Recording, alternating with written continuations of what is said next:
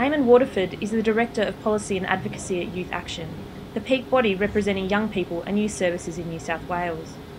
Youth Action advocates and runs campaigns on issues relevant to young people such as affordable housing and early intervention. Youth Action engages young people through a variety of mediums, such as social media, through face-to-face forums, and through its own internship programs. One of the important roles Youth Action plays is to challenge the stereotypes often associated with young people. Eamon sat down with us to discuss how his organisation works with young people and some of the challenges they encounter. We find it's much easier to engage young people in issues when it's a young person trying to engage them. So rather than me going out there and trying to convince young people to care about housing, it's far better for us to find a young person who cares about the issue already and get them to be our spokesperson on that issue. Yeah, so we have to adapt our messaging to different audiences all the time. So what works in terms of effectively communicating with young people is totally different to what works when communicating effectively with ministers or public servants or indeed the general public. So when you're talking to young people, you should try and swear as much as possible. You definitely shouldn't be wearing a suit. You know, there are things you can do that make your message more palatable and make you more trustworthy to a young person. Well, simplicity is an incredibly important part of effective communication, particularly in an area like ours where we're dealing with social issues that are extremely complicated and extremely nuanced. The temptation is to go very detailed and to be quite specific in your language. The reality is you have to resist that temptation, you have to go simple. So if you can't explain it in 2 sentences, it's probably too difficult to explain and people aren't going to get it. So that simplicity of language and that ability to just coherently get it and express it to someone who has no understanding of the juvenile justice system, no understanding of what youth mental health services look like, is a vital part of good communication. In terms of what makes an effective communicator, I suppose it's that capacity to be passionate but also authoritative. So we see lots and lots of politicians who are very passionate about issues, get quite angry about issues. Clive Palmer is a great example of someone who seems to be very passionate about things. Jackie Lambie, another great example of a passionate, angry, slightly unhinged politician.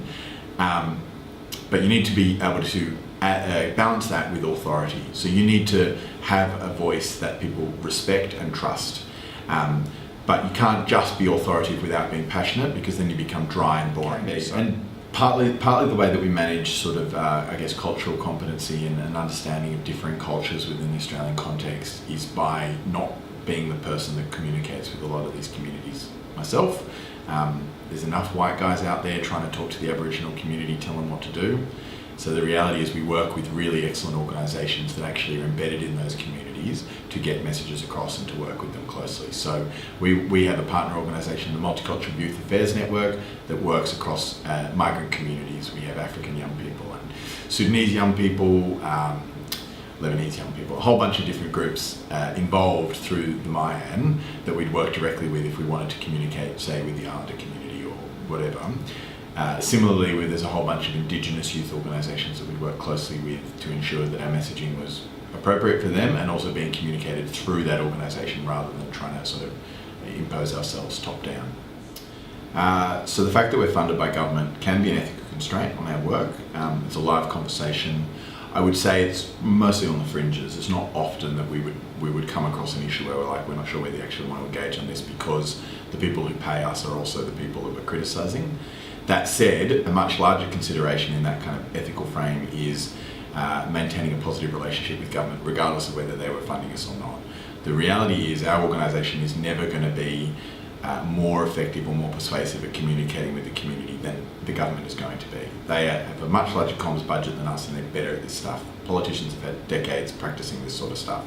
So we're often far more effective in our advocacy work when we have a positive relationship with the people who we're trying to convince. And that means not necessarily criticising them every opportunity we have, but actually picking the battles that we can fight and win, and only really going in for that sort of hardcore criticism when it's going to be either because it's an issue that we've got values so strong on that we can't not attack on it, or because we think it's worth the fight and we actually might win.